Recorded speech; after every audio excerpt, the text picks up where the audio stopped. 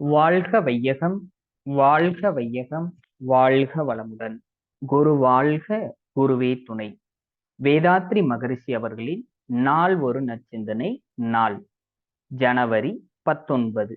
தலைப்பு சாதனைதான் பயன் தரும். அறிவின் வளர்ச்சிக்கு 3 படிகள் உள்ளன. அவை நம்பிக்கை, விளக்கம், முழுமை பேறு. அதாவது ஆங்கிலத்தில் கூற வேண்டுமென்றால் ஃபெய்த், அண்டர்ஸ்டாண்டிங் அண்ட் ரியலைசேஷன். உடலை காக்கும் நெறியிலும் 3 ஒழுங்காற்றல் வேண்டும். அவை ஒழுக்கம், கடமை, ஈகை. அதாவது மோர்டாலிட்டி, டியூட்டி அண்ட் சேரிட்டி. இத்தகைய தெளிந்த நிலையில் மனிதன் வாழ்ந்து முழுமை பெற வேண்டுமெனில் கீழ்கண்ட 7 விதிகளை நன்கு உணர்ந்து ஆற்ற வேண்டும். அவை வாழ்வின் நோக்கம், தேவைகள், விருப்பங்கள் போன்றவற்றை மதிப்பிட்டு கொள்ள வேண்டும். இவை ஒன்றுக்கொன்று முரண்படாமலும் அமைத்துக் கொள்ள வேண்டும். தனக்கு அமைந்துள்ள சூழ்நிலைகளையும் வாய்ப்புகளையும் கணித்து கொள்ள வேண்டும். இயற்கையின் ஒழுங்கு அமைப்பையும் அதன் ஆற்றலின் விளைவான தவறற்ற காரண விளைவு விதியையும் உணர்ந்து கொண்டும் மதித்தும் நடக்க வேண்டும்.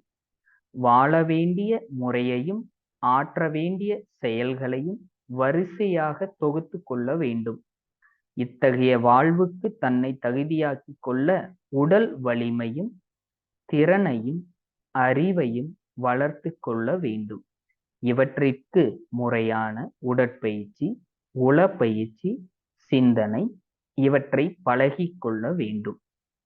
விழிப்போடும் விடாமுயற்சியோடும் எண்ணம், சொல், செயல் இவற்றை பயன்படுத்த வேண்டும்.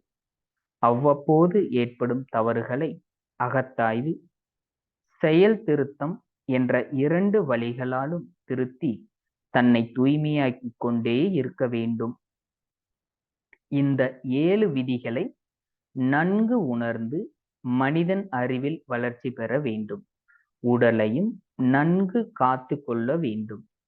இத்தகைய வாழ்வின் மூலமே மனிதன் பிறருக்கு பாரம் இல்லாமலும் பிறருக்கு உதவியாகவும் இருந்து கொண்டே தானும் நிறைவோடும் மகிழ்ச்சியோடும் வாழலாம்.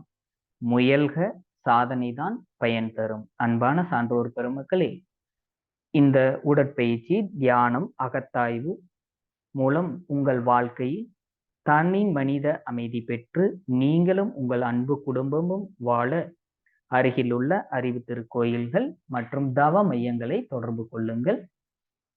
அனைவருக்கும் வாழ்க வளமுடன். வாழ்க வளமுடன்.